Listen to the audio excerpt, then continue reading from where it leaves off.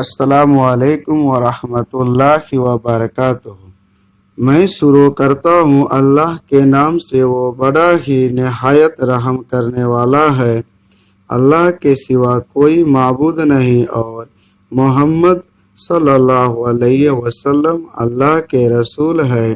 سبھی تعریفیں اللہ ہی کے لیے ہے۔ اعوذ باللہ من الشیطان الرجیم، بسم اللہ الرحمن الرحیم۔ حضرت عمر بن خطاب رضی اللہ عنہ سے روایت ہے کہ ایک یہودی نے ان سے کہا، یہ امیر المومنین، آپ کی کتاب قرآن میں ایک ایسی آیت ہے جسے آپ پڑھتے رہتے ہیں، اگر وہ آیت ہم یہودیوں پر نازل ہوتی تو ہم اس دن کو عید کا دن ٹھہرا لیتے۔ حضرت عمر نے کہا، وہ کون سی آیت ہے؟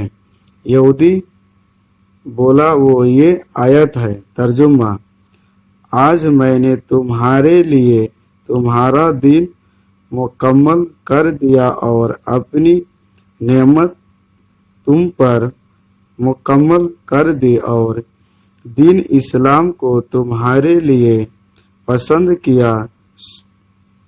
سورۃ نمبر 5، آیت نمبر 3۔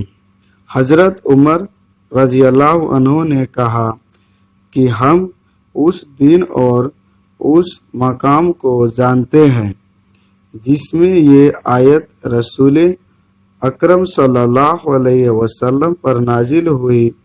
یہ آیت جمعے کے دن اتری جب آپ عرفات میں تھے۔ وضاحت: ہر جمعہ مسلمانوں کے لیے عید کا دن ہوتا ہے۔